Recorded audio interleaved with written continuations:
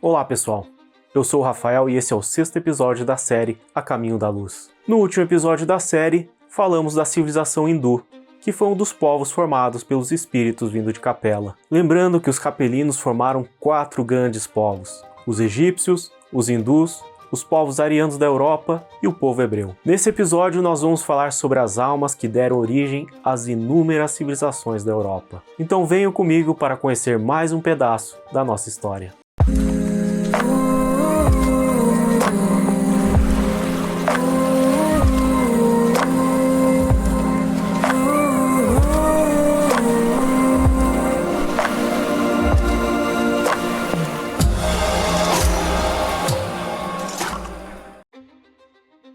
Diferente da civilização hindu e egípcia, que alcançaram a redenção em poucos séculos, o mesmo não aconteceu com a civilização europeia nos seus movimentos evolutivos.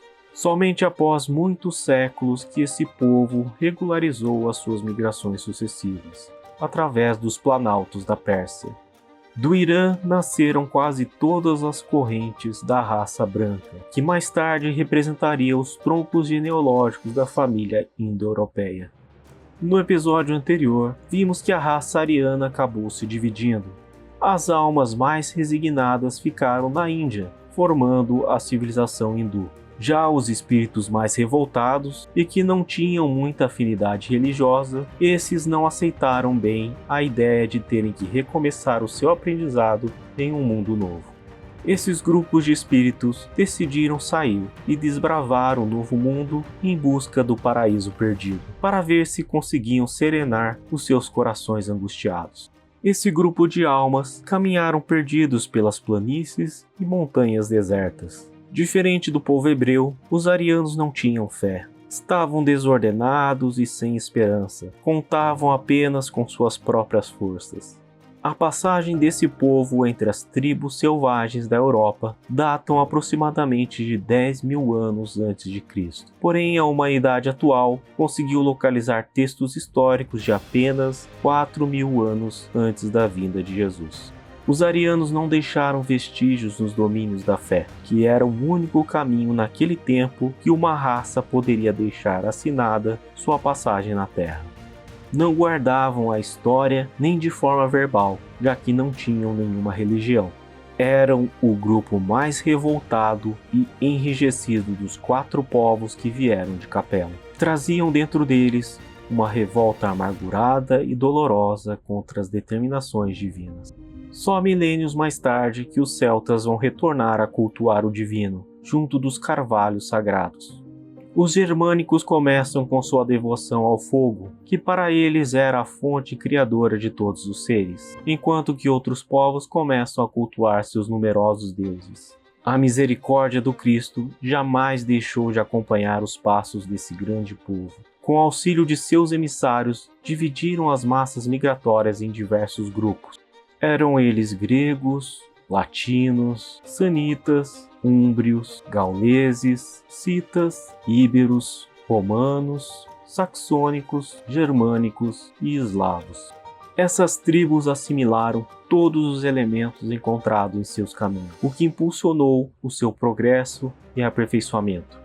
Enquanto os hindus se perderam no seu orgulho religioso, as famílias arianas da Europa, apesar de revoltadas e endurecidas, abraçaram os selvagens da terra como parte da família. Essa foi a maior virtude desse povo. Os capelinos arianos, junto com o povo da terra, deram início às futuras civilizações. Estabeleceram seu novo habitat e as primeiras noções políticas da vida coletiva, elegendo para cada tribo um chefe para dar direção à vida comum. Organizaram sua economia com base na agricultura e com todo esse trabalho de construção de uma nova terra, foram se esquecendo das lutas em Capela. Infelizmente, apesar de todo esse esforço, eles deixaram crescer dentro deles o senso de propriedade, que deu início ao ciúme, à ambição e ao egoísmo que iriam destruir aquilo que conquistaram. Foi aí que começou a rivalidade entre as tribos que iriam até os tempos atuais. Nessa mesma época, novos fenômenos geológicos abalavam a vida do globo. Jesus precisava estabelecer as linhas definitivas dessa grande civilização. E dessas convulsões físicas do orbe, surge o mar Mediterrâneo e o Mar do Norte, limitando o campo de ação do povo ariano.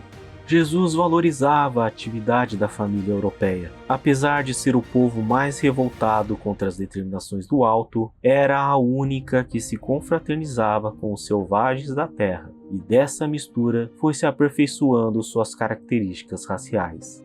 Por causa dessa grande virtude do povo europeu, que Jesus enviou emissários para educar todas as tribos e aliviar as dores no caminho. Com o passar das gerações, foi suavizando a revolta e a amargura, ajudando a reconstruir o templo da fé.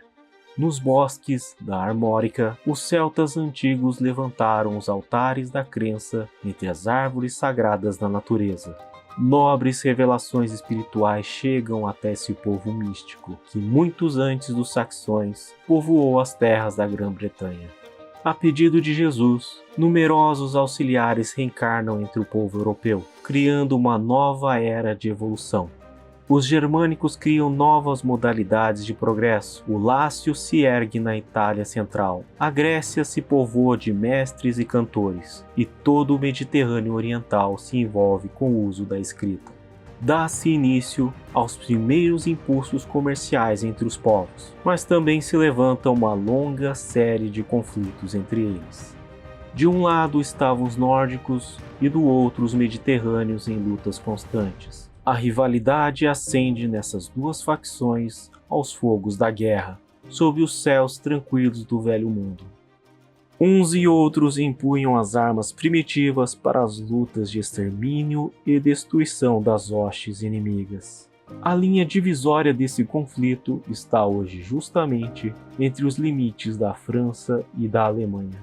Tal situação psicológica entre ambas as nações iriam se tornar em fatalidade histórica, que nasceu dos atritos entre os germânicos e os latinos das épocas primitivas. Mas não se justifica a perpetuação desse conflito no curso do tempo, uma vez que se tem por objetivo implantar a fraternidade geral no planeta.